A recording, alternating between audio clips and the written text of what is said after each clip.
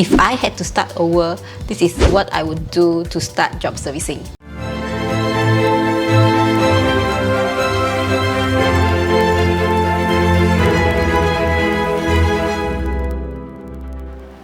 Hi guys, welcome back to my channel. My name is May, and on this channel I aim to help online entrepreneurs grow their online business and create a massive online income.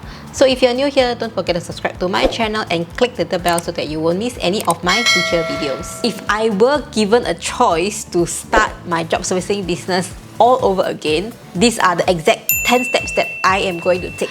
To be honest, this job servicing business is ever changing and every year it's evolving. What works 2 years back might not work right now because of the competition and also because of the technology. Other factors are demographic changes, and also there are so much more diverse target audience right now. So the whole game plan should change every single year. And that is why I'm making this video today. I think that I should update a bit of the strategies that I should take if I were to start the business all over again. This video is especially useful to those of you who is planning to start job servicing business right now. The very first step that I would take if I were to start my job servicing business all over again is to identify my target audience.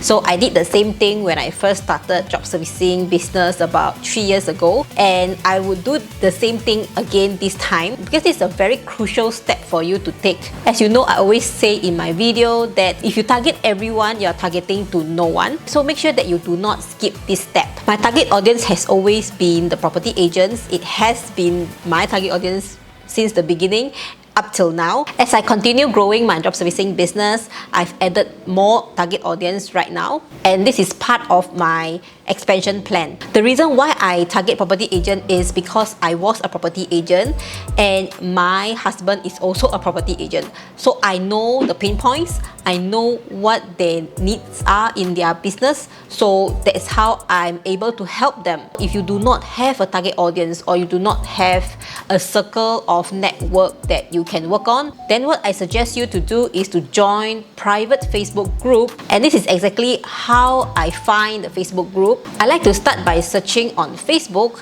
small business owners Facebook groups, and once I've identified some suitable groups to join, I will just join all of them. I will be very active on those Facebook groups and try to take note of what are my target audience pain points are. The next step that I will take is to turn the pain points into solutions. This is a very important step because I can offer them the solutions in the near future. In this step, all you need to do is to list down all the pain points and the list of solutions. Step number 4 is to start sourcing for freelancers for the list of solutions that I have created. You should have a list of freelancers at the end of this step. I apologize for the change of background. The lighting wasn't that good just now, so I had to change. So let's get back to the step number 5. The 5th step is to create offers. Since now you have a list of freelancers and a list of solutions, you can now create an offer and create packages for your services that you're going to offer. At this step, I want to make sure that my prices are competitive and my packages are very unique so that my clients don't compare my packages to other people. Since I have created a bunch of offers and packages, I'm going to list everything on the online marketplaces. This is still going to be a testing phase, so I will monitor which are the listings that are performing and which are not performing. So for those that is not performing, I most probably will delete them or I will change it up. I will only be focusing on those listings and offers that I get inquiries as well as those that I have sold before. The testing phase is finally over, so right now I have the information on which listings or offers that are selling well and which are not. So right now is a very crucial step, and that is to build my own brand identity. In this step, I would choose a business name for my job servicing agency, design a logo, choose the look and feel of my brand, and create a slogan.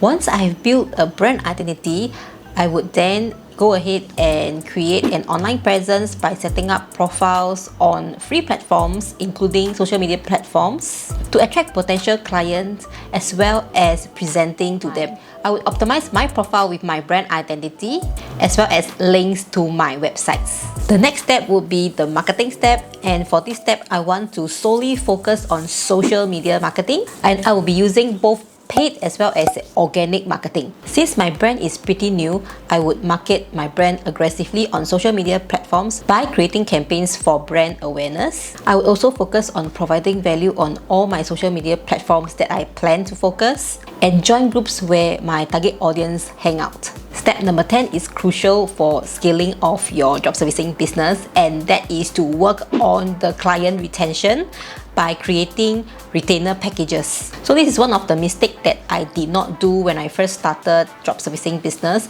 and that is to upsell more cross-sell packages to my existing clients. Instead of just selling video editing services, I should cross-sell other packages as well, and that is why I always emphasize on creating a unique package that contains retainer package, because with retainer package your client is able to opt in for a monthly subscription service. So that is the exact 10 steps that I would take if I were to start my job servicing business all over again. This is just a rough 10-step guide that I would take if I were to start all over again. If you're interested to learn more details and more in-depth about these 10 steps, I plan to do a live session training for you guys. If you guys want me to do a live, and if there is demand, I will do one for you guys. Let me know in the comment section by typing in live training, and if the demand is enough, I will open up a live session on YouTube. So that's all for my video today. I hope you have learned something new. As always, if you have any questions, do leave them down in the comment section below, and I'll see you in my next one.